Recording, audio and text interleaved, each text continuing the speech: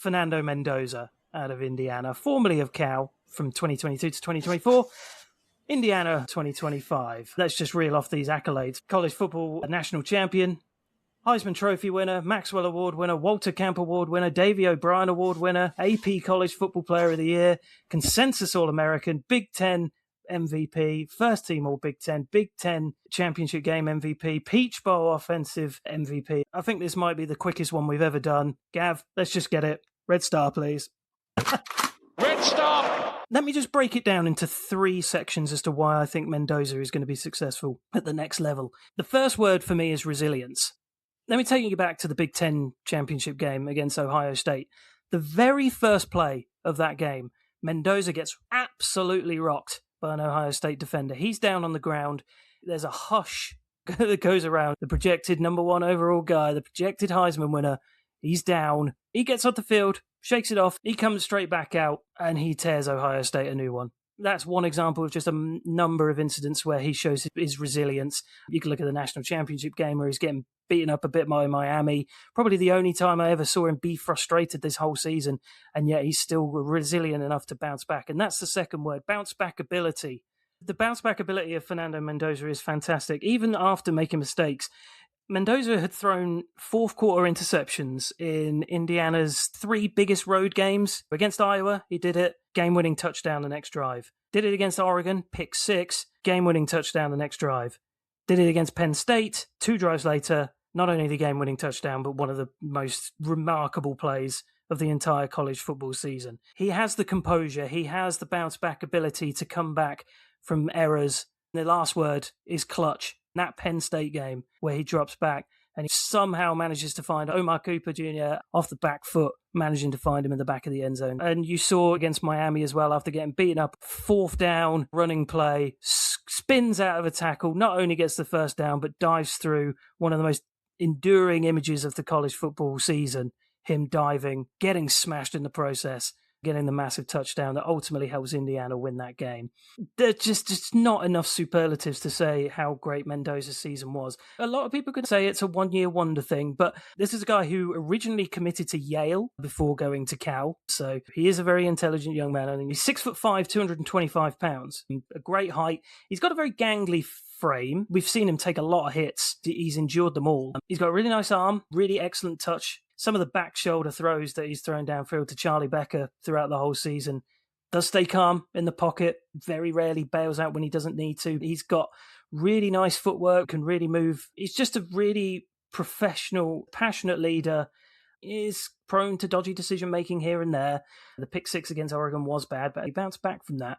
There's just so much about the player, the character. His mother has MS, is wheelchair bound. He talks about how much of an inspiration she is. And he's such a brilliant speaker. Why do you think his name emerged? Because going into this season, he wasn't one of the top 3. How do we factor that in? Is it just that everyone else has dropped off, so he's clearly the number 1? I look at past drafts and where I would put Mendoza. 2022, I think I would rank him above any of the QBs. How we felt about the prospects at the time. Willis, Sam Howell, Matt Corral, pretty weak, and obviously Brock Purdy at the back of it, end of it. But I think I would have Mendoza rated above any of them. 2023, that was Bryce Young, CJ Stroud, Anthony Richardson. I wasn't that high on Stroud. I know you were.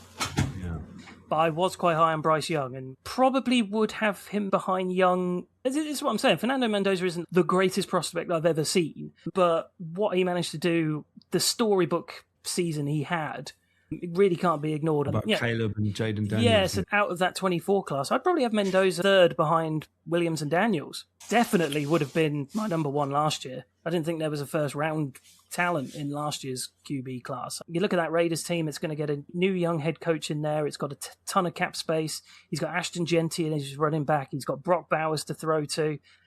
This could be a really underrated setup for it. A turning point for them, for sure. It may take a couple of years, but I truly believe that Mendoza is somebody who can really get the most out of that team. I absolutely love the player. I think he's going to be wonderful. What do you think, Rich? You as high as Mark? Yeah, he's my red star. Okay. Hey! Red star! The thing that really, really impressed me right off the bat was his red zone career is 39 touchdowns and no interceptions. I think that speaks volumes. He's got some things to work on. I think his pre-snap reads, he needs to be able to read the blitz a little better. Iowa just was all over him, and so was Alabama.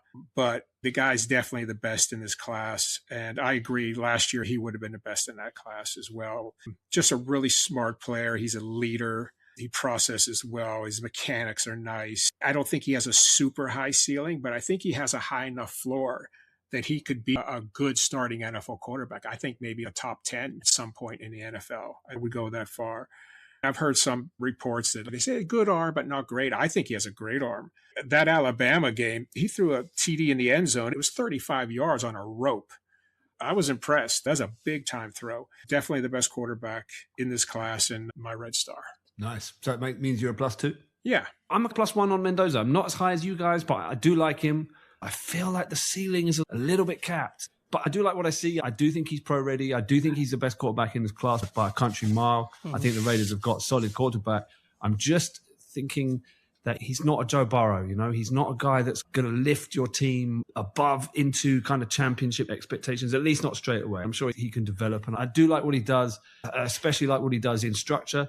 I like his accuracy. And those are two things that I think are really important. You see him going through some reads. I like all that side of his game. I'm not going to repeat the positives that you guys have said. Where I have some questions, some of his off-structure stuff, his off-platform, his sidearms, they look a bit awkward. You often see him jumping when he's rolling out, jumping into throws, throwing off back foot. I think that's going to be a problem at the next level. I think he's got to clean that side up because I think he's going to be throwing picks left, right, and centre. When plays break down and he goes into a kind of, like we used to say, backyard Ben, I think there's going to be some things he needs to clean up. You do see him going through his progressions, but I don't think his vision is quite there yet. You don't see him scanning the whole field. He tends to spot read and then boot out. It's not there. And in that part of his game reminds me a little bit of a rookie Baker. Like he's ready to bat. I think that can be ironed out. Again, I don't think it's like an unfixable thing, but it's definitely something that you see on his tape. The awareness, you mentioned the Iowa game. They cooked up an absolute scheme to destroy him and it worked. Their blitz plan really got to him. I don't think he could read what they were doing at all. Their blitz, their pressure totally got to him. That's the book on him, right? If you can conjure up what Iowa did, I think you've got a starting point of a defensive scheme to try and neutralize him. And along with that awareness, also some of his pocket movement sometimes fails to escape. He tends to boot out rather than climb up into the pocket. And I think you need to be able to do both. I don't see as much pocket climbing as I'd like. He's kind of defaults to running outside. You mentioned the arm. Does he have a cannon? The deep ball accuracy is good, but the velocity does seem to drop off when throwing downfield, and particularly between the numbers. The outside throws are there, but the ones down the middle, sometimes you see it drop off. But the main thing is the dealing with the pressure. Does he read it? Does he feel it? Can he navigate it? And does he have the poise when throwing under pressure? I think, how good was that line he had at the Hoosiers? I think it was pretty good, wasn't it? It was good. I don't think it was great. Did you see the national title game? Bain destroyed their right tackle. I mean, just destroyed him. He was running for his life a lot. So I think it was decent. But I mean, Bain's a top, 3 pick. So what really impressed me, I don't know if you guys feel about this, but I thought his back shoulder throws are freaking awesome. Yeah, they're unbelievable. Definitely the best in the class. Like really, really nice. That works into that red zone stuff you were talking about, right? He can really accuracy there. Yeah, him to Becker was an absolute. It was almost a cheat code at some point. You're talking about Mendoza under pressure. Looking at the advanced stats of how he dealt with pressure, I think it looks pretty decent for Mendoza, really, in a lot of places. I mean, he had an adjusted completion percentage of 72.9%. Oh, his completion percentage is off the charts. Yeah. 4th out of everyone in 2025, 2nd out of the draftable guys. Yeah. And you look at PFF as well, 4th highest passing grade overall, 2nd out of all these guys we're talking about with a 90.7 grade. So, yeah, I mean, absolutely, the analytics don't lie. 9 touchdowns under pressure this season, the most out of this draft class. I think he does manage pressure pretty well. It's obviously going to be a different ball game at the next part. But I think the other key thing about Indiana as a whole, no 5-star recruits on that team. I'm sure a lot of that is down to coaching, but I can't think of another college quarterback from this past season who could have helped that team go 16-0. And I think Mendoza was a massive part of their success. Yeah. Well, I think they did do a good job of scheming to his strengths. They had a really efficient, effective offense, and their defense is really good too. Obviously, the coaching has been absolutely fantastic for them. But yeah, I think Mendoza on his own was was also just absolutely fabulous. I mean, it sounds like I'm being down on him. I'm not. I'm a plus one priority target. You know, I like the guy. I think what I like best about what he does is the deep ball accuracy. I mentioned his deep ball accuracy down the middle, but when he throws it off his front foot, hits the boundary and he just drops it into that honey hole, right? And he's beating, you'll see a safety coming across. It's a tight window. The window's closing and it just drops in perfectly. Plus skill for me. He's way above a lot of the quarterbacks in this class and quite a few others we've seen at that particular thing. He can live on that in the NFL. So that's why he's going to be a starter, because that's a dangerous thing. You know, you can really exploit cover 3 with that. So yeah, he's got a weapon, definitely. Ty Simpson out of Alabama. He's 6'2", 210 pounds. He's on the consensus board. He's at 18. So this is definitely a guy that if the Steelers wanted to move up and get him, they could. So it's someone I'm sure they'll be looking at very, very closely. The problem is Alabama is not a school that you associate with good quarterback transitioning into the NFL. That's the first red flag for me. You know, Tua, have any of them really worked out? Mac Jones doesn't seem to work. Ty Simpson, though, let's talk about him. I think he's a developmental dude. I think he's got nice traits, but I think he needs time. I don't think he's NFL ready. 1 year starter. Now, he was a 5-star recruit out of Tennessee. In 2025, 15 starts, 3,567 passing yards, 64.5% completion. Not bad, not brilliant, a little bit under average. 7.5 yards per attempt, 28 touchdowns, 5 interceptions. Great mentals. Love the vision. I love the poise, awareness, the field reading, all that I like. However, it's the lack of real elite tools, which I didn't really see. And I think that's capping his stock a little bit. Like, he's a good, intangible guy, but not a great physical guy. I don't know if you agree with me here, but I thought he played with the energy of a fly. He seems to be moving faster than everyone else around him, and he's kind of a little bit skittish. Put me on edge. He didn't, you know, you get like a quarterback who's smooth in the pocket and just calm and just delivers with timing. I didn't feel like that with Ty. It felt like he's kind of, everything's a bit rushed and a bit hurried. But I did like his vision. I saw him read across the whole field, you know, keeping his base alive, moving, making right decisions, throw, escape. Yeah, and when he does throw, he's got zip on the ball, sometimes a little bit too much zip, but he's got strong release. He can really spin it, but he's got a looping throwing motion when he drives the ball to the boundary, and he has to lean awkwardly into some of the more powerful throws, which says to me he's got an average at best NFL arm. I thought he lacks a bit of touch. I thought his accuracy drops off under pressure. You see him snatching at timing throws over the middle, especially when pressurized. That was resulting in a real drop-off in accuracy. So I think he needs to develop timing, anticipation, but his pocket awareness was pretty good. His poise was good. He's got quick feet in his stance. I thought his throwing platform was good. Not an amazing rusher. I didn't see much burst from the pocket. Adequate size, best. He reminded me a little bit of another Alabama guy, Bryce Young, without the acceleration, without the creativity out the pocket.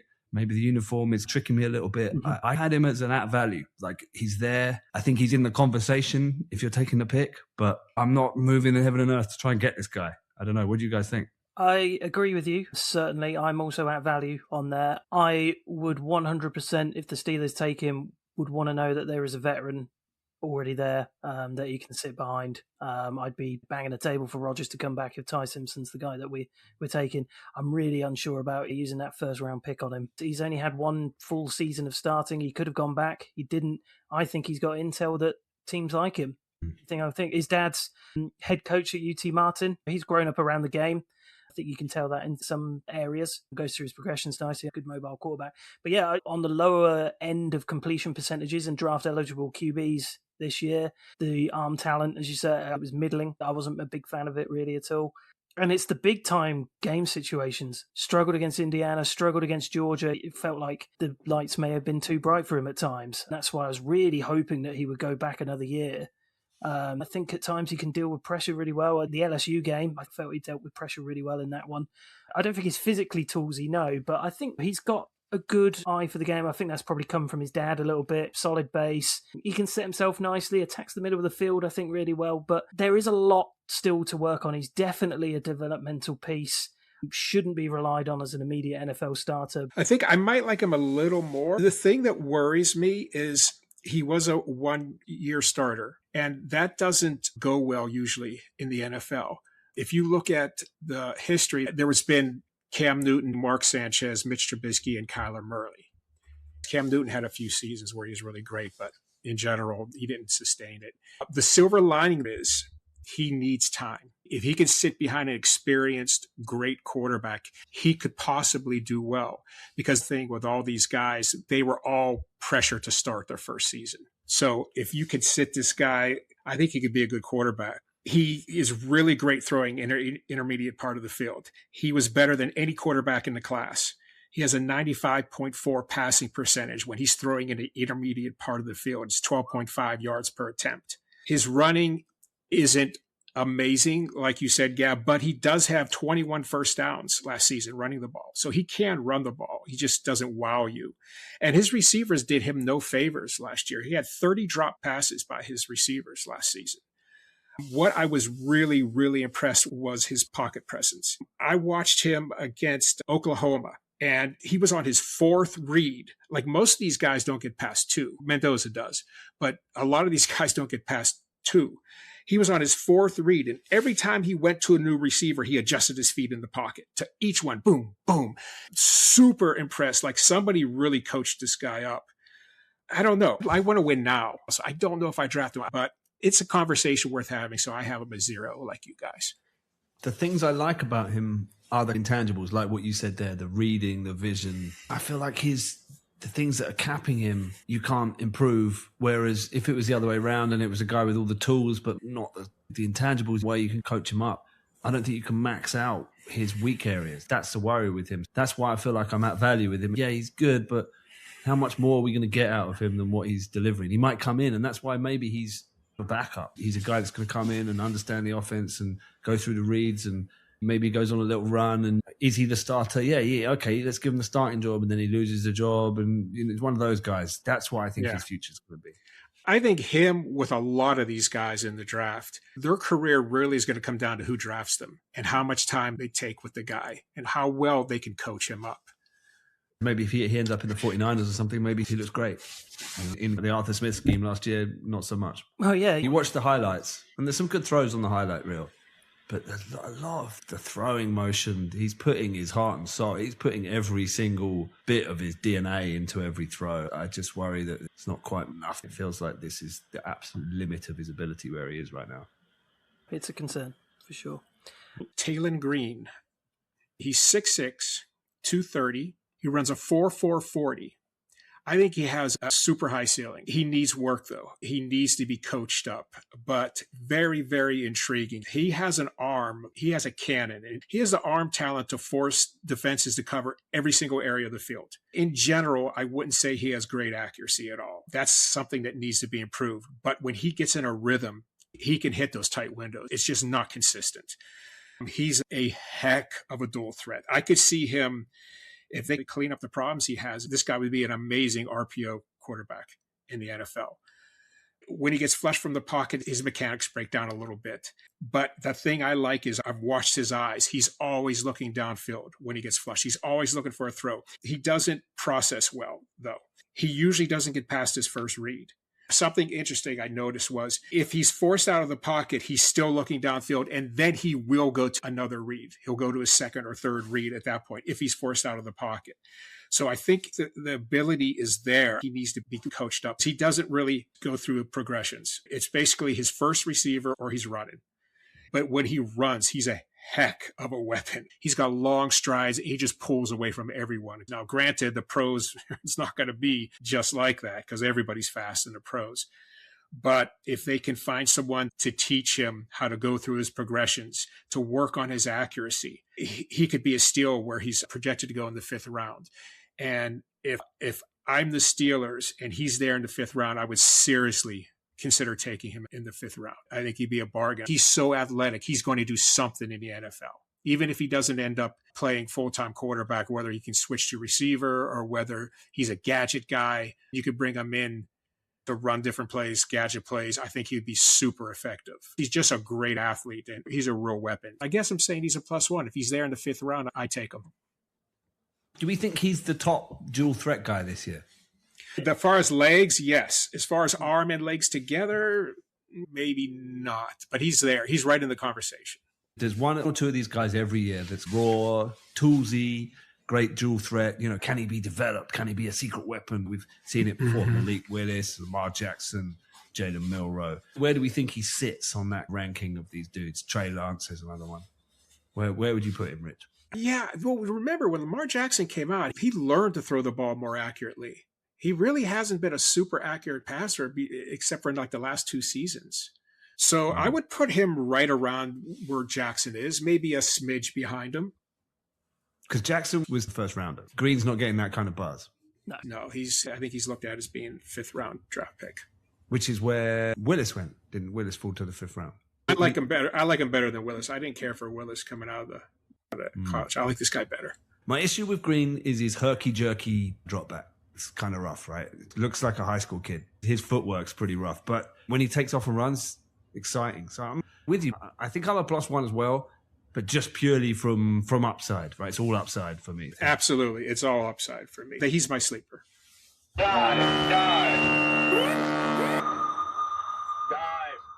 I'm not only 1,000% agreeing with you, because he's also my sleeper as well. Nice. How brilliant minds think alike, Mark. This guy is... At times he looks like a top 10 pick. At times he looks like you're looking for the nearest CFL team to put him on. He is just the most wild, inconsistent player. I know you're not the biggest PFF guy, Rich, but it says something when he has got the 2nd best PFF rushing grade in all of college, including the running backs. Not even just QBs. Everyone. He had the 2nd best PFF rushing grade. He's on the 2023 Feldman's Freak list. He's 6'6", 230 pounds. An absolute brilliant frame. And the way he runs is just incredible. Incredibly surprising size. Demon in those option run plays. Really good at extending plays. Really got a great arm. You saw that at the Senior Bowl. He had one of the big plays where he just launched one downfield for Malachi Fields to get on the end of. And yet when he gets into the Senior Bowl game, he throws one into the middle of the field, and it's like, who the hell are you throwing that to? You got the absolute full experience of Talen Green. 29 interceptions in 3 years. Some real boneheaded errors. He can hold on to the ball forever when there's no pressure. 100% agree with you with the dropbacks. It does look awkward. There's a lot of work that needs to go into this guy, but man, he's exciting. But from a measurable standpoint, from the way he uses his legs, there was another guy on this list, my sleeper for the longest time. But the more I watched Talen Green, the more I thought, you know what? If he gets the right person around him, if he gets the right coaching around him, he could really be something. What a wild player.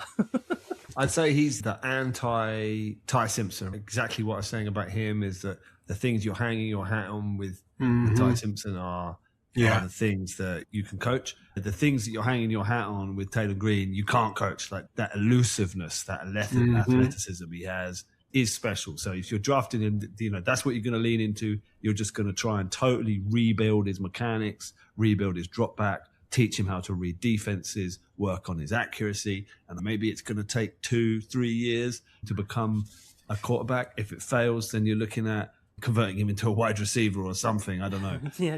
Massive running backs, just an absolutely ginormous RB. But exciting prospect. You watch the highlights, exciting highlights. You watch the game film, it's a bit patchy. So I'm with you. If he could clean up his accuracy, his completion percentage, like Gav said, he's all over the place. He against UAPB had a 70% completion percentage. Against Auburn, he had 42.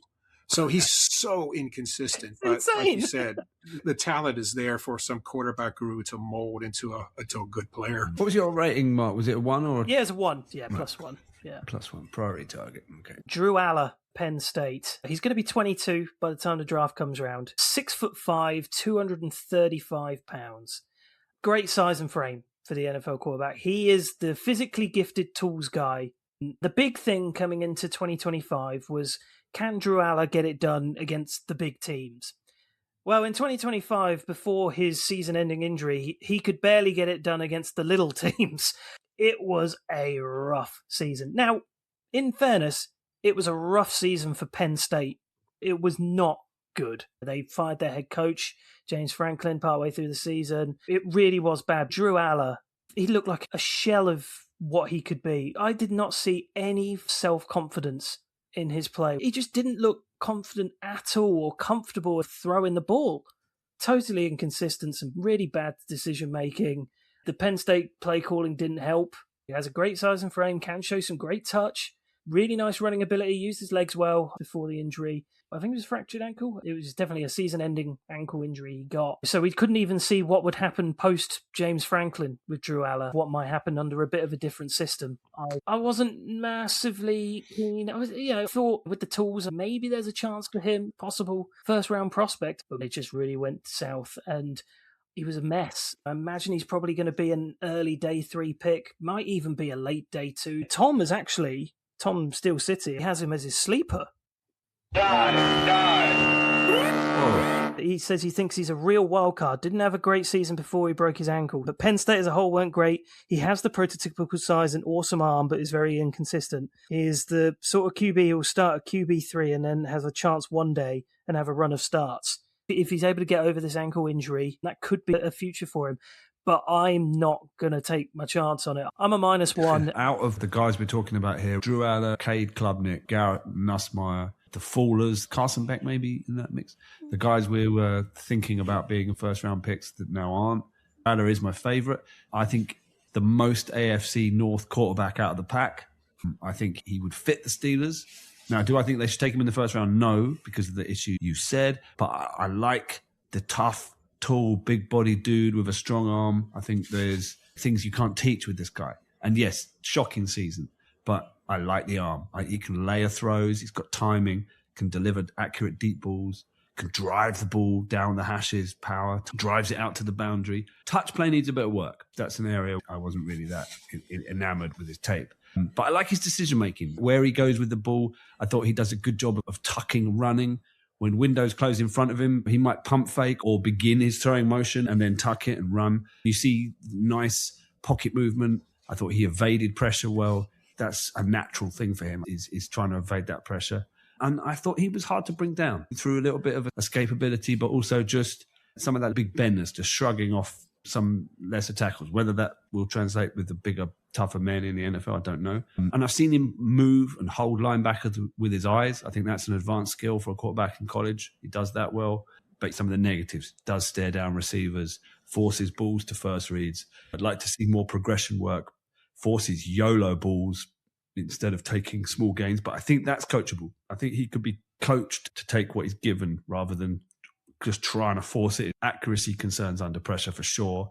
Mechanics definitely fall apart out of structure. Footwork needs to be completely rebuilt. Very possible with coaching. Completion percentage in college wasn't great, 64.8%.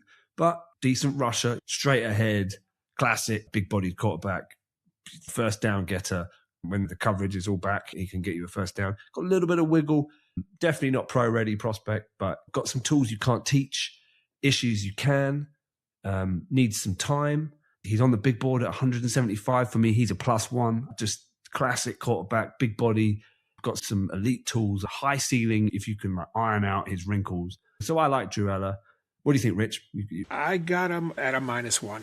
It concerns me that his regression from 2024, I know he got hurt and missed the last half of the season, but from 2024 to 25, he just didn't play nearly as well. The size and the arm talent is definitely intriguing, and that's going to get you drafted every time in the NFL when you have that kind of arm and that kind of size. So somebody's going to give this guy a shot for sure. He has 3 years of starting experience. That's a good thing. He doesn't have the accuracy that I really would look for. I don't think he's good going through progressions. I watched a Nevada game and I never saw him get past his second read, not one time.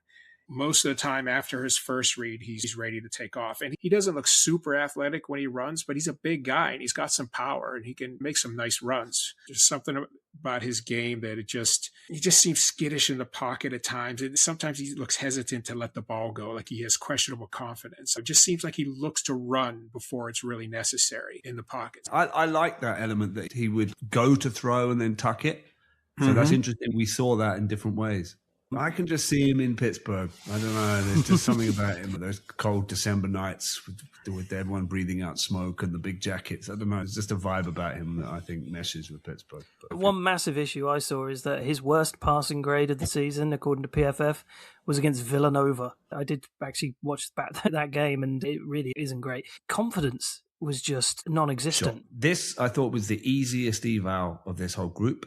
I'm going to take us to Carson Beck out of Miami, a former Georgia guy, 6'4", 220, been around for a while. What is he, 5 seasons, 3 as a starter? And he is a touch, dump off, Taylor Heineke / Tua, dink and dunk, yak style offense, point guard, quick strike, that guy. That's him. He can spin it. He's got nice anticipation, nice accuracy, zip, lovely touch passes. And he's the top out of all of these dudes at completion percentage, 72.7%. He is your game manager, climbs the pocket well, doesn't bail out. He's really well coached, nice vision, goes through his progressions, really experienced quarterback, and you know what you're getting. However, do see some bad decisions under pressure. That's the area he needs to improve most. He plays within structure really well. As soon as things go off the rails, bad stuff happens. And combine that with the fact he doesn't have a great arm. He's got nice, tight, compact mechanics. He's coached well. Everything looks like operationally well, but there's no zest. There's no verve. The ball doesn't arrive with velocity. And to me, he is an ultimate pro-ready backup. And he's got a shot at being a starter. One of those guys that will be a coach's best friend, will know the system, be very prepared, will have shots at starting, and will duck in and out of being a starter, being a backup, being a starter. And that's draftable and that's useful, but hard to get excited about him. I'm at value with him. I just thought it's really easy and really obvious. Do you disagree? No, I 100% agree with pretty much everything you've said there. When the game goes bad for him, it goes really bad. Did you watch the Louisville game where he threw 4 interceptions, should have been 5? It just got worse and worse. He'll give you something with his legs, but not really a true dual threat in that sense. I think he was a product of a very good Miami team. He got to a national championship, and he certainly had his plus points there. And you say the completion percentage was great at Georgia, 2-time national champion with Georgia. I think he's an absolute, real solid backup QB that could well get a few starts here and there. I certainly don't hate the guy, but I struggle to see what does he offer anybody else in the NFL really doesn't. Competency. He offers competency. Yeah, that's about it, isn't it? I think he's going to play in the preseason and look good, look efficient, and get some yaks, touchdowns and stuff. And you think, oh, maybe he can start. But then you're 3 scores down in the playoffs. He ain't going to come back and win the game. Yeah, he's not the guy you want to be in the foxhole with. Definitely. Right. But joint most touchdowns in passes over 20 yards in this class. I had 13 of those. It's a shame with the arm because the arm was pretty decent, and then he had shoulder surgery in 2024, and it doesn't look like the arm's been the same since. It's not there. I'm also at value. I think you absolutely nailed that one. I think he is quite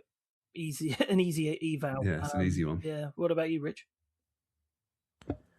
I'm a -1 on him. The UCL injury, where he had to get Tommy John surgery, it's a big concern. It has an 80 to 95% success rate, but looking at his tape, because I watched him when he was at Georgia and then, of course, Miami, he just doesn't seem to have the same velocity. The doctor is a top-notch guy. Allar did his surgery. He's the same guy who did Tom Brady's knee. So it might be mental. It might be because when you have an injury like that, you could mentally not really want to test it the way you used to, not use the arm exactly the way you used to, because like at Georgia, he had the 8th best QB success rate for deep throws. When he went to Miami, he dropped down to 87th success rate for deep throws. So there's something going on there. I don't know if it's physical or mental. And honestly, guys, the NFL is moving really, really quick to the dual threat quarterback. Every year, there's more and more coming out and finding success in the NFL. I don't think he's very mobile at all. I see him as a good backup, somebody that can come in and win you a few games because he's got the size. His accuracy is really good if he's not under pressure. When he has time to throw, his accuracy is good. There's a question about his decision-making. He had 6 losses in his career, I believe, and I think 4 of them ended because of game-ending interceptions. There's definitely a question about his decision-making. Writing checks his arm can't cash, right? When you're known as having a big arm and then you have this surgery, guys with big arms are always trying to fit the ball somewhere where they probably shouldn't. I'm sure you guys remember Favre doing that all the time. And most of the time they get away with it. But when he didn't, it was usually catastrophic. It feels like you're getting a good guy in the room and pro-ready backup. I think that's, that's it. Yeah, he can win. I think he can come in and win some games for you for sure. Yeah, he's like a plus Duck Hodges. Yeah, right. but a much better arm. Luke Altmeyer, Illinois. He's not exactly the size that I look for in a pro quarterback, 6'1", 215. I watched the Penn State game, and he was pressed most of the game. His offensive line was having issues that game, and he handled it pretty freaking well. He made plays with his legs. He made plays with his arm. He has a really nice touch on the short and intermediate throws. Really nice. Most of the time he seems to go for his first read, but he does have the ability to go through progressions. I watched him against Western Illinois, and I saw him hit his third read in the red zone for a TD. So I think somebody like this would be good in a West Coast system and maybe even an RPO system because he can run the ball. He's a pretty decent athlete. I like his intangibles. He looks confident out there, and he looks like the offense really responds to him. The biggest problem I have with him is I don't think he has a great arm.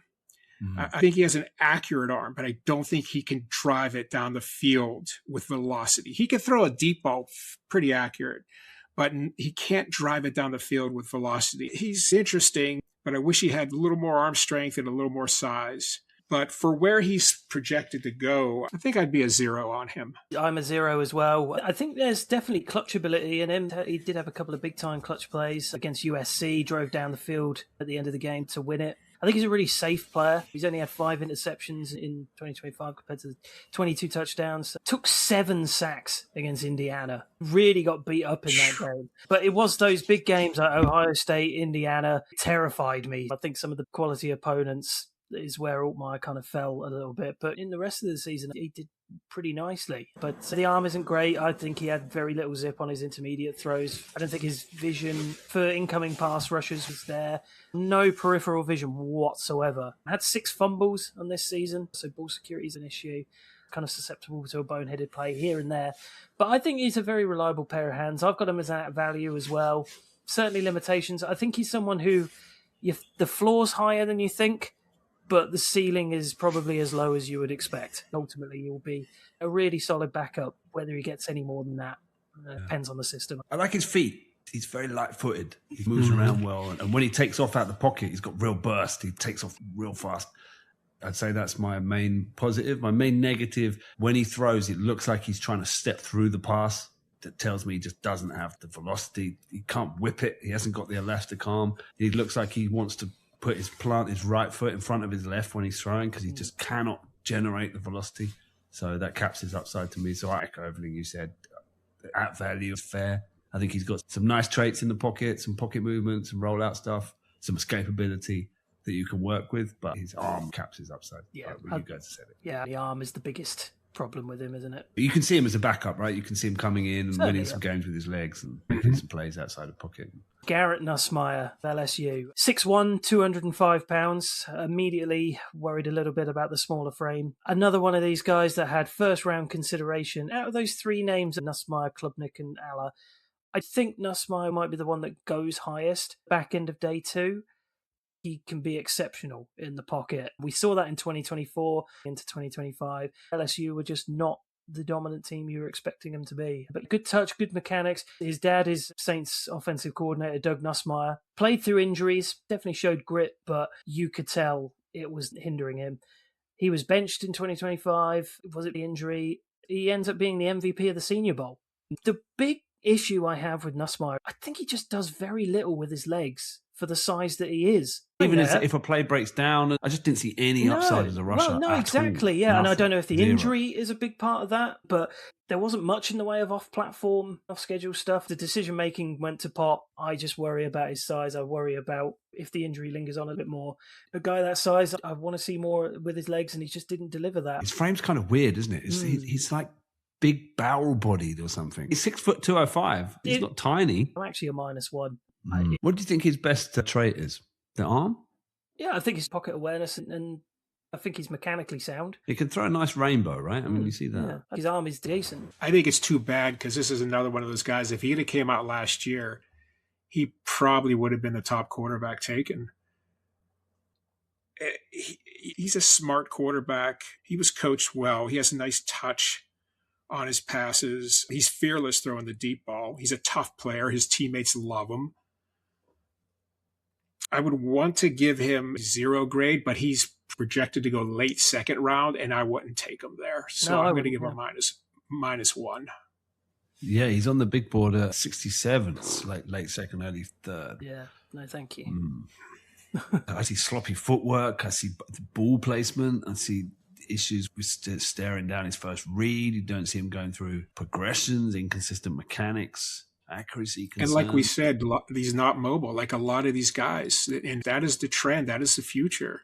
If you're not mobile, it can still happen if you have a cannon and you're super accurate and you're smart, you have good reads and you progress. Yes, you could still be a very good Pro Bowl type quarterback in the NFL, but that's what it's going to take. Other than that, you better be mobile. Why is he the number 3 quarterback on the big board? I think it's because of what happened in 2024, and a lot of people thinking that LSU was more the problem. And possibly if he's got past this injury, he had a really, really good Senior Bowl outing. But yeah, that's a big part of it. Yeah. He had a really good Senior Bowl. Yeah. So he's rising, you think? Well, even before the Senior Bowl, people were still high on the potential of Nussmeier. I'm -1 as well, and I was close to being -2. I'm not going to lie. Diego Pavia out of Vanderbilt. Now, have we got an official weight and size here? Yes, I have got the official Senior Bowl weight and size here. This is the big red flag with this dude. Oh, is it ever? I've got 5'9", but I just want to double check. I believe it was 5'9". Let's go with 5'9", which is horrifically small for a quarterback. 5'9" and 7'8". 5'9", basically almost 5'10". Russell Wilson, he fell in the draft because he was too small. He was 5'11". Kyler's what, 5'10"? Is he smaller than Kyler? But Diego Pavia, this guy's my red star. Sorry. Whoa! I love this guy. I had so much fun watching this guy's tape. This guy is amazing. Oh my God. Small. This guy, he should have been playing for Army, and he would have been the all-time best ever Army quarterback. The absolute prototype option quarterback. And he used to play for New Mexico Military Institute. That's where he started. Exactly. He is a services quarterback, if you know what that means. This guy is the best option quarterback. In the height of option football, 1970 to 1992 in college, this guy would have been the #1 recruit. Absolute gamer. Highest passing grade out of anyone we've talked about on this show. 3rd overall, 90.7 passing grade. 3rd highest completion percentage, 70%. He's a dog. This guy's a football player, man. If you haven't watched this guy, he is a playmaker. Problem? Tiny. Can he play? Can he see the field in the NFL? And I do not know the solution to this problem. Yeah, people are going to say he's Taysom Hill with a big arm. No, man. This guy can spin it. He has got an arm. The ball arrives with velocity. He layers passes. He has touch. He hits passes with timing, anticipation. He flashes it all. Right, so he is inconsistent. But the dude, as a rusher, an amazing understanding of blocking, escape routes from the pocket, real escapability. He makes plays out of where he should be sacked. He gets first downs when he should be getting sacked for losses. He fights aggressively through contact as a runner. If I'm a GM, I'm drafting this guy at some point and I'm just deciding, is he a trick play quarterback? Is he your backup? Is he someone you're going to try and make a starter? Is he Connor Haywood and you play him as just a football guy that you want in the field, that you're doing gadget plays to and you're getting him on the field with your quarterback? Watch the LSU tape. That game, it was a highlight reel of all of his greatest plays. Deep bombs, crazy rollout plays, scrambles through contact. Now, there are off-the-field issues with this guy as well. Right? So, I don't care about these character concerns. This isn't Johnny Manziel. You're going to hear people compare him to Johnny Manziel. I think it's mainly noise and online hate. There seems to be some stories. I think he's shown his ass in some interviews. I don't care. This dude is so much fun. I want him on my team. Let's have a scenario where he's your backup. Your starter goes down. Pavia comes in. He will win you the game. There's zero doubt. Pure creativity. A team not expecting him. Doesn't know how to cope with what he brings. From there, game 2, where he's your starter, that's where the questions begin. Can he be tamed? Can he play within structure? That's over to your coaching staff. But the natural playmaking ability, winning mentality, I'm all about Diego Pavia. I'm with Ketz. This guy has to be drafted. He's a 264 on the big board. What a steal. Take him in the 5th round. Just get this guy onto your team, unleash the Pavia. But the height and the character concerns are worth investigating. Can he see over a line? How do you compensate for that? And is the guy a total diddler? I'm not sure. But I'm +2 Red Star. Love Pavia. Love the tape. I'm so on board. This guy has played in the SEC. He's beaten Alabama, Auburn, LSU, Kentucky with 484 yards, Tennessee with both passing and a rushing touchdown, South Carolina, Virginia Tech. He's beaten plenty of good teams, so it's not as if this guy's just beaten smaller schools. He can read defenses. He's got a good capability to direct play down the field. I think he's not afraid to put a ball over the middle into contested areas, or equally, he's not afraid to have a deep ball that goes outside to the boundary lines. Yes, he's going to get sacked a few times at the NFL level, but he's shown that he's got a fierce tenacity. He's a competitor. He deals with pressure really well. He's fearless in the end zone. There was a 4th and 1 play in the end zone against Alabama. 2025, I think he's improved. He's harder to bring down now, which was a criticism I had of his play in 2024, but I think he's improved that in 2025. It takes a bit more power to get him down. He has some issues with vision and running into his own players at times, but there's absolutely no reason why this guy cannot be a good depth piece with plenty of upside for an NFL team, and he is my sleeper. Sleeper for Cat. I thought he'd be Red Star. Yeah. There was no one else I was this excited by. There quite simply has never been a draft prospect quite like Diego Pavia. You can say Manziel and maybe even a bit of Baker, but those guys were nailed on first rounders. Pavia is a fascinating case study. His character is one of confidence bordering on arrogance, occasionally dancing over that line, but always returning afterwards. His family takes the spotlight between his mum twerking in the stands and his dad and brother getting arrested at games, which obviously isn't ideal. But the journey from undersized JUCO prospect to being discovered by Jerry Kill watching him in a Hooters to making it to the SEC and being a key part of turning around a once hollow program into a legitimate contender with some of its biggest wins ever, and finally to being a Heisman finalist is simply fairy tale stuff. There are a million reasons why he couldn't make it in the NFL, but there's also a million reasons he's created to say otherwise. He's a deceptively smart individual in a brainless jock disguise. I don't think he will be an NFL starter. Equally, it would not shock me if he somehow managed it.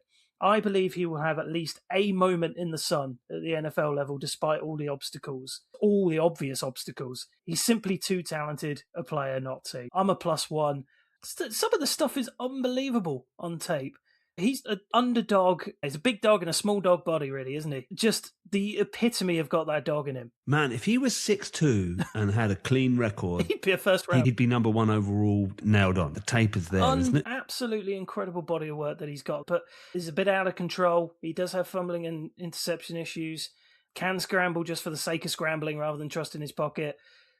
Maybe that's a case if you just can't see what's going on above it. The arm's good, not the best in the class, but he can lob an absolute bomb down there at times, but it's not a consistent arm. But he is fun with a capital fun. Can he slide? The dude just engages in contact and he doesn't care. He blocks. He's a willing blocker downfield. It's absolutely incredible. He'll throw his body. He is a hell of a teammate. You would hate to play him. You would think he's the biggest arsehole in the entire world.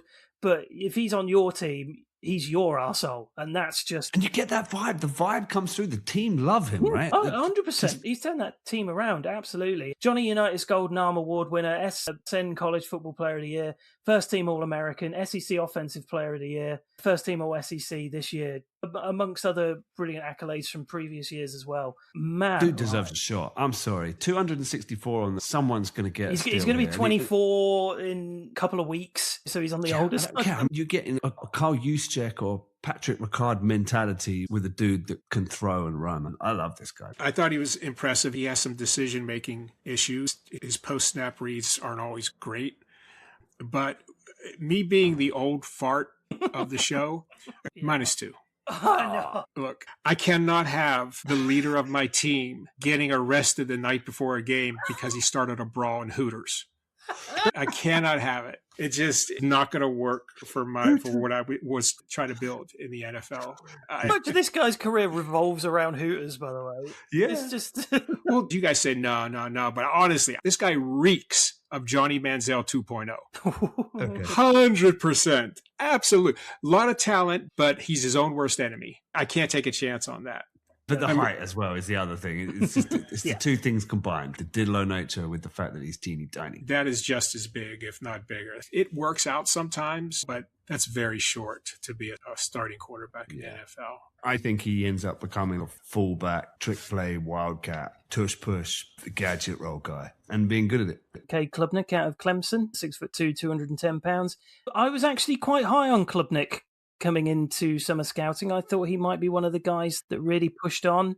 Simpson were an absolute dumpster fire in 2025. Cade Klubnik was completely devoid of confidence, bad decisions, struggled to read the field, missing wide open receivers, locked onto his first read too often, really struggled under pressure. It was a real struggle for him. Had a really good 2024. I do think he's mechanically sound. I do think he can move well. There are some decent off-platform throws with him, but it was a regression and a half from Klubnik. I'm concerned about the ceiling and how low that floor can get. Two-time ACC championship game MVP and won a couple of awards before that, but I'm certainly a -1. I'm not a big fan of Klubnik, especially for the Steelers. I don't think it would work out at all. I'm with you. You like the size, you like the frame, you like the arm, but it's all about inconsistency, inconsistent mechanics, inconsistent production. I have him as a -1 because I think he's projected to go third round. I wouldn't take him in the third. I'd take him in the fourth, but I wouldn't take him in the third. I'm a -1 as well. Let's talk about the positives. Pretty elastic arm. He can flick it and he can throw off platform with ease. And I think actually that's where most of his best plays come when he's rolling out, when he's doing RPOs, off platform stuff. We've said some of the guys in this class, they suffer from that way. He's actually pretty good at that. When the play breaks down, he can create. It's actually the instructor stuff where I don't like him. He stands tough with pressure in his face. He can make a throw. That's good, but it's the footwork. It's the mechanics. Those two things lead to poor accuracy, poor ball placement. He's fine where he knows where he's going with the ball. Classic first read, quarterback stuff. He can take a quick snap and get it out there. Fine. But when that guy's covered, all falls apart. Skates absolutely come off. He's heel clicky and really bouncy. Like he's bouncing around all about the place. Doesn't plant his cleats. He's just trying to throw while bouncing, and it's off time. It's just ugly. He does it often, causes issues, sailing balls. Yeah, absolutely. I think that's his footwork. Maybe it's coachable with a good QB coach. They can break down his footwork, get him to plant his feet, get him to use that elastic arm. I think the fact he's got a nice elastic arm has meant he's never had to really learn. It's like some people with golf, like they just turn up and they've just got this innate ability to hit the ball well, and they don't really need to learn technique, but that caps them. Whereas some people, they don't have that natural ability. They have to learn perfect technique. And then when they've got that perfect technique, then they can start adding, like layering the different velocities and the opening and closing of the club face, and that they can really control what they're doing. Whereas the guy that's just got the natural ability, they never ever tame it. They never master their tool. And it feels like Klubnik's not mastered his tool. His footwork's all over the place. His base is all over the place, but he can get himself out of trouble with this like elastic flick. And I think we're seeing the end of the road of that. He needs to rebuild it, combined with the fact that he's one read and then bail, doesn't really progress, doesn't really process. I'm out. I'm -1, falling target. Got a little bit of juice on the move. He was a former track guy. I think that shows up when he tucks and runs, straight line runner. Not bad. Something there, but so many moving parts to his game. Very far from a complete quarterback. Your best hope for him is, if you're going to start him, it's got to be in a play action offense, and it's very system heavy and it's very limited. And you try and work with a quarterback person to try and retrain him while you contain him within a system. Where is he? 169 on the big board, falling even further. I wouldn't be surprised if he's even further down. Let's talk about Sawyer Robertson, Baylor, formerly of Mississippi State. 6'4", 220 pounds, another Senior Bowl guy. There are some absolutely beautiful downfield passes on his tape. Really nice touch passes. There were some lovely throws on ropes, particularly outside the numbers. He was really effective. Very effective with his legs in scrambles and design plays. He had the most yards of any draft-eligible quarterback this season, most passing yards, good production in 2025. 6'4", 220, he's got the physical tools, he works well in rhythm, but he frustrated me because he'd just come off an ankle injury he had in late 2024, which he played through. But man, when things are not going well, he does not rally well. His head drops. It almost feels like he zones out If he's not getting angry at someone, it just feels like he's completely checked out of it. And that really put me off. Got to get your head back into the game because you have the opportunity here to be a hero. The SMU game, he definitely was. That was a shootout, and he had an amazing shootout with Carl Jennings in that one. He got the better of that exchange. That's the sort of clutch play I want to see from you and big time play we want to get out of you. But through the back end of the season, it was dropping off. Should have been a breakout year, and there was a real lack of consistency. I was struggling to read the field properly, getting off his first reads. His mechanics were pretty bad. Lower mechanics were really bad. But he has such clear talent, and that's why he's still a +1, because I believe in the upside of him. But, geez, he has got to pick his head up when it's going wrong. Baylor were not the best coach team, weren't the most explosive team, but Sawyer Robertson more than had opportunities to drag him to a positive record, and he just did not take them. The Senior Bowl was a bit iffy as well. We were still making some nice plays, but just shake the negativity off, and he would 100% be my sleeper in that. Also, a fun fact, I don't know if you know this, he's Jarrett Stidham's cousin. I'm a +1, and I really believe in the upside of Sawyer Robertson, but I don't even know if it was confidence. It was just, you'd look to your quarterback for getting back into these games, and it just didn't happen with him. I'm at value with him, but I do like him as a developmental guy. I think there's some things there, but the blots are big. The completion percentage is probably lowest out of all the guys we could talk about today. 60%, it's way down. And I like his receivers. They had some nice receivers on that team. Accuracy, mechanics, inconsistent. Very bouncy, again, another bouncer. Imprecise in his drops, and I don't like his awareness. You see him getting hit from behind and people surprising him. Don't see much field vision. He's a first read quarterback. You don't see much progression, but there's some things to like here. He's got a very relaxed, easy vibe. I was talking about some guys being skittish or playing at a high speed. He seems to be cool and calm and collected, which I quite very like. Justin Herbert-y in that sort of sense. Yeah, very cool and collected. Very smooth and just feels like there's some poise there, which you can work with, and that's something. And he's a good athlete. I like his arm. He drives the ball down well. Perhaps lacks the elite arm. The ball does seem to drop off a bit, but I like his arm. And I like his toughness, especially his release when he's taking hits. Doesn't flinch. Got the power to get the ball there despite the contact. You've got some nice timing throws. It's mainly a lot of one read or spot reads with a bit of yak, but they were thrown with accuracy and zip and velocity, good ball placement. And I think he throws very nice catchable balls. He leads his receivers, puts the balls in nice places. So there's some stuff here. But yeah, it's that value. I can see why you liked him. I can see why you might not like him. So that's why I'm mid on him. 12 interceptions and 21 turnover-worthy plays this season. Really tries to push the ball when it's not that necessary. Put him in the right system, a QB-friendly system, and he's going to thrive. I don't know if I would... Did you think on the Steelers? If the Steelers brought back Skylar Thompson, I see him in that role, fighting for a QB3 spot with Skylar Thompson. Emergency QB sort of thing. He'll probably take over in the preseason, but not get any looks in his first year, and then see where you go, see how he develops. Yeah, I think ultimately that may be where he lands wherever he goes. Cole Payton here, North Dakota State University, small school, but might be their 5th quarterback, drafted to the NFL, 6'3", 233. Now he's a lefty. And he is a tough mofo. This might be the toughest quarterback we've seen coming up for a while. He plays with a real aggression and toughness, but he's barely passed. It's a product of that offense. It seems to produce quarterbacks that look good. You have to work out whether they are good or not. He's only made 283 passes in 5 years. So that's a concern. However, he set the single season program record for pass efficiency. Total offense per game, yards per play, and yards per attempt. Now, I don't want to fall into the same Trey Lance trap of loving a rushing QB from this program because it kind of skews it. But there's some plays on tape here. He is tough to bring down in a Big Ben way. And you see him moving and shaking and baking and just shrugging off tacklers like 2008 Big Ben. Tall, big, powerful runner, genuine speed. And the thing I like about him outside of that is you really see him changing plays at the line of scrimmage. Almost every play, he's up at the line, adjusting something, adjusting the protection. And that tells me he's more cerebral than just this tough guy image he's got. But he has got a big arm. He can drive the football with good velocity. But the negatives, overall mechanics, he's going to need time with a QB coach to develop. He's quite far away from being a starter.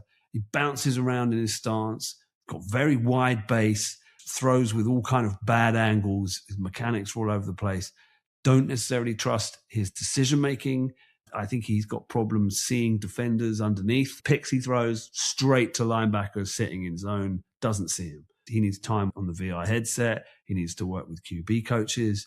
But developmental dude, everyone's talking about him being Taysom Hill. I can see that comp, and that's because of the rushing toughness. But I think there's more here. He's my sleeper. I like Cole Payton. I like him, but he's a deep sleeper. There's a lot of potential. There's a lot of rust you need to knock off. I wouldn't take him early. I'm only a +1 on him. I wouldn't move heaven and earth to take him. I'm concerned that it's this product of his toughness and the program. It's a small school that tends to dominate in its division, and they have a good line play, and that relates to quarterbacks that can run well, look good, and if you've got a big arm, you can take advantage of that. So I'm just saying be cautious here about Cole Payton. How did he do at the Senior Bowl? What were the reports out there?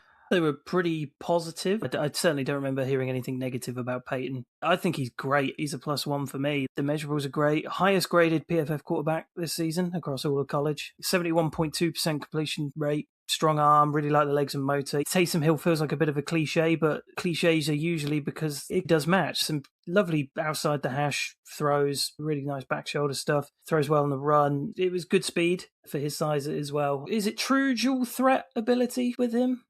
Go ahead, power rusher. Yeah, minimal turnover-worthy plays percentage and that physicality bouncing off sacks and tackles. It's lesser opposition. He had a really good wide receiver weapon that I'm sure we're going to talk about in Bryce Lance, Trey's brother. He didn't look great in the last game. It was a shock loss against Illinois State, and he looked a bit shaky in that one. I think there could be a little bit of work to be done on his touch, but I really liked what I saw out of him as a lower school guy. Obviously an FCS national champion in 2021 and 2024. We've seen NDSU players succeed at the NFL level. There's half a chance he could. I think it's going to be a while before anyone gives him an opportunity, but certainly draftable and could really become a solid backup into getting an opportunity at some point. But I was a really big fan of him. I'm a +1 as well. I hope he lands in a really good spot.